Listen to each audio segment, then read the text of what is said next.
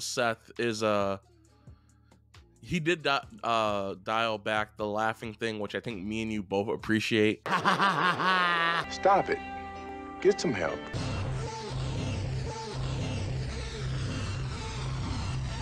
Mike skills like Dusty, but go hard like Brock. I'm a stunner like Austin, dropping elbows like Mach. Y'all don't wanna see the finish, cause it's us on top. 1, 2, 3, get the V and get a warrior pop. Yo! What's going on, every guys?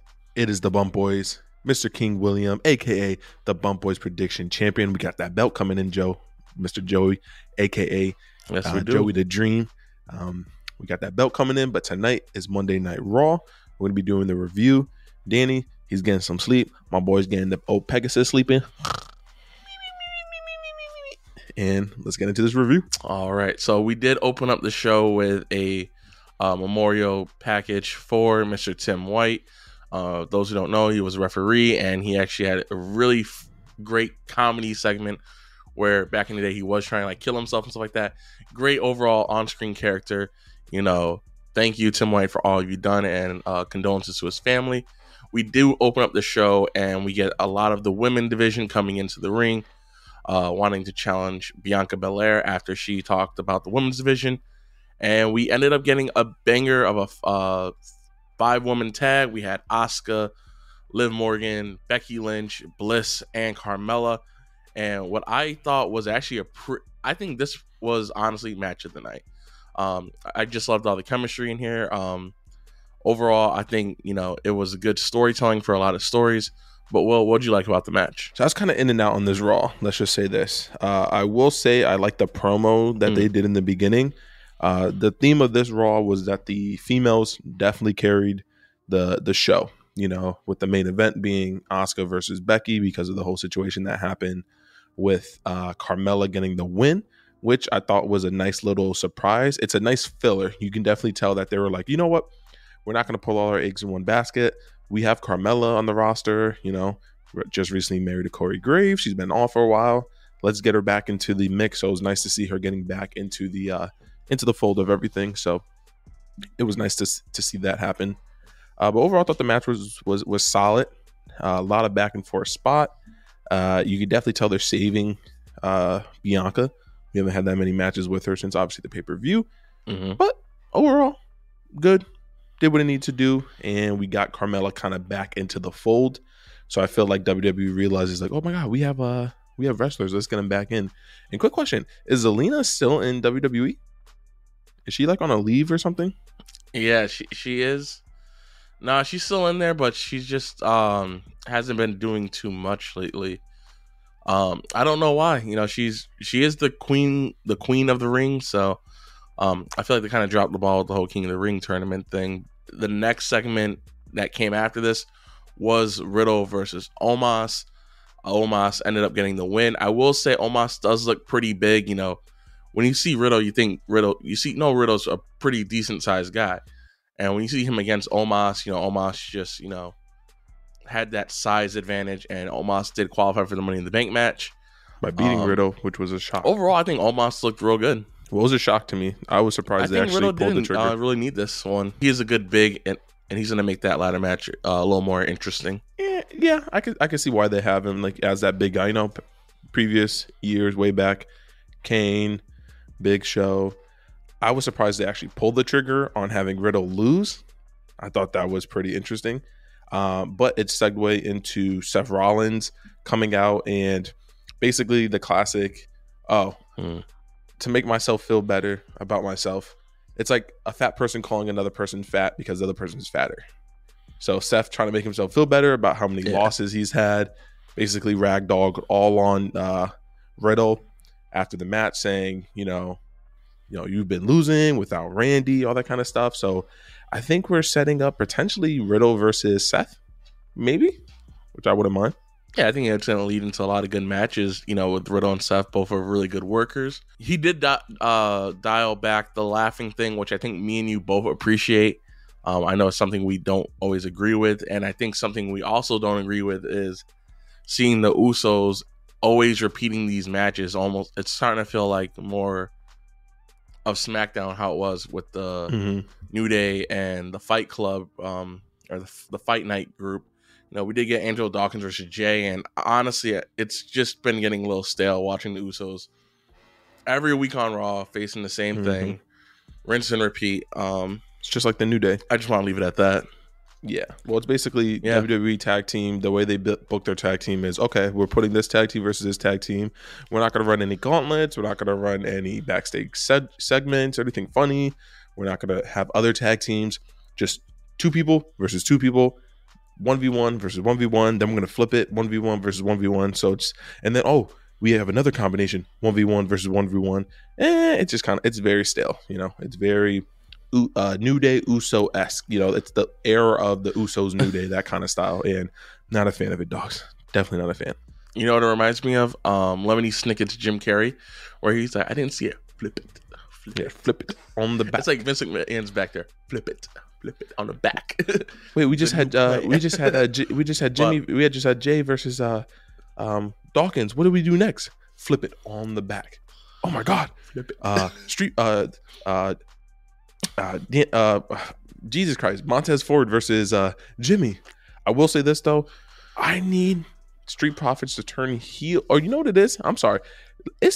It's time to break up the Street Profits. Give me Montez Ford. I need the singles run that I am waiting for, because this man is really good on the mic. I need that singles run from this dude.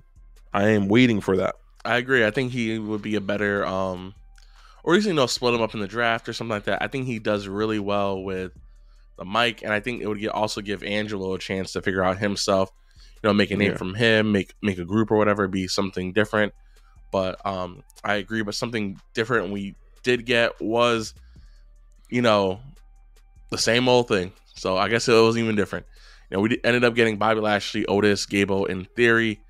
Bobby ran a gauntlet tonight, and that took up a long portion of Raw. I think it was about 30, 45 minutes. But I will say, I think the best person in the match was Otis. Otis is always a person. I was reading a Bleacher Report with Doc Mueller, or Chris Mueller. He made a good observation that, Otis is always that person who doesn't really get a finisher hit on him. He's always the person that, is able to reverse finishers or avoid them. Mm-hmm. And I definitely saw it in this match. He's always able to get out of the Hurt Lock. Randy, I think, only RKO'd him maybe once or twice in the feud with the Street Profits.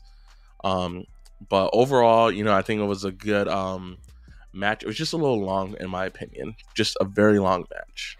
I thought so as well.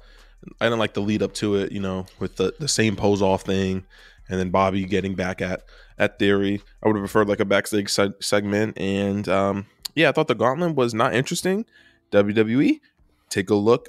Let's go back like 4 months ago, when you had the women's gauntlet with, Rhea Ripley, Bianca. That was actually done really well. Yep. And the match was good. Versus this, I think it was just kind of the classic WWE gauntlet. All right, both people are going to get disqualified. Theory's going to come in and try and pick the bones, But Lashley gets the win. Yeah. Gets the chance to face Theory at Money in the Bank. So we'll see. Does John Cena play a factor next week into maybe costing Theory or something like that? We got to see. I agree. I think a person who definitely needed some elevation, especially in a match. This on paper, this match looks great. Was Ciampa versus AJ. We had a Miz TV segments. I think they're getting the comedy segments aren't too great. It's been kind of mid for the Miz TV segments. But on paper, AJ versus Ciampa, that's like a dream match. And, it was just done kind of quickly. Ciampa isn't that person who's been taken seriously. Quick match with AJ Styles. Phenomenal forearm, call it a day. And, I'm sorry, no, Styles Clash. Yeah. And I'm not a fan of what they're doing with Ciampa. He had a Styles Clash on The Miz, but. Yeah. This shit's sloppy, dogs. I think everyone can agree. Yeah, this shit's sloppy. Like, I'm not a big fan of any of the Ciampa shit that they're doing right now. I think it's very stale. They need to let him do his own thing, let him get his own feud, let him run the feud and run the promos and decide on what he wants to do, because it's like we see this shit all the time. NXT gives you the creative capabilities, you get to do all this creative things, and then once you get to WWE, it's just stale, same thing. You're not really doing anything. And then you get people like us are like, oh my God, I'd rather see him in AEW. He could be doing other shit. His NXT shit he could do in AEW. And I think it's just a cycle that we get with WWE. Yeah, and WWE loves doing the rinse and repeat cycle. You know, we had our main event, you know, Asuka versus big time Becky Lynch, and they literally redid the Seth Rollins thing going into WrestleMania for Money in the Bank.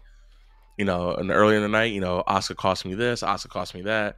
All right, well, here's another opportunity, and big time Bex, you know, did flounder the opportunity, did lose the match, so she does not qualify for Money in the Bank. It just kind of seemed rinse repeat. It felt just like Seth Rollins from WrestleMania. But overall, I think both characters are starting to get a little stale. With this feud, how many times do I have to see Asuka and Lynch Becky in a feud? You know, this could have been something that was saved. And Asuka honestly is getting a little stale, in my opinion. It's like the SmackDown syndrome. Oh my god, we found something that worked. Let's just run that shit into the fucking ground. I will say they had a really good match. I'm not gonna lie, it was a good match. I agree. It was a banger. I still like the Becky Lynch build of how they're building her to like she just can't start that comeback. So what, you know, she's not going to be in the Money Bank to help start the comeback. So like, what's really going to help her get back on this comeback?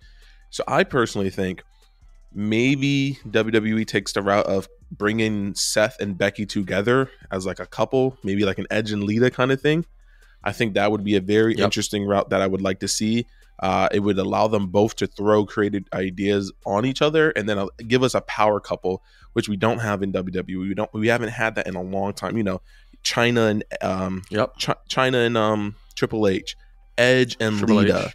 You know, it's been a while since we've had one of those. So I would actually like to see that. You know, if WWE takes that route, albeit do what you got to do to get us there. These boring ass not boring matches, but these repetitive same matches. But if after SummerSlam, if we get Seth Rollins with Becky Lynch, they're both on this rut, I wouldn't mind it. I would like to see this. I agree. Like I said, it's a great match. I feel like, you know, the quote the Chef Show, you know, they're in a creative rut. You know, financially we're doing good. Like the match was good, but creatively we're in a rut. So I think that's all I had to say for Raw. Any last comments, and if not, what do you rate the show? Well, only last comment I have from the show is it was very. The show started a bunch of like, I guess it tried to start a bunch of different feuds going into Money in the Bank, but a lot of them felt random as fuck. Agreed. Like very random. Like the AJ Miz shit felt like one of those. It's the classic Miz. That's the only issue I have with the Miz. I don't want to take this too long, but the Miz his feuds just don't feel natural. Like they just feel like they're thrown in, like because he's kind of on this part-time wave. It just feels like he just shows up and just you know what's gonna happen, you know, with his kind of feud. So that's the only thing I have an issue with. But a lot of the feuds they tried to start up, like new ones. Only one I liked was the Carmella one. But overall, I give the show like a 6.2. It was not that good. It was pretty bad. Yeah, I think my score was a 6.1. So, I think we're in the same ballpark. And you know, Money in the Bank. This was the go home show for Raw for Money in the Bank. No, there's one more show. So there's one more show. Really?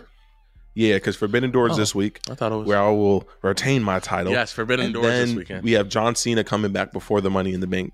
That is true. That is true.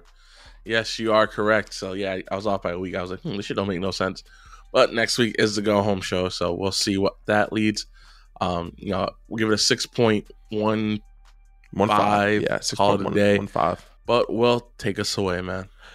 It's been the boys. Peace. Must bid you adieu, a goodbye, mwah, and good night. Oh my God, it's so great. Bang!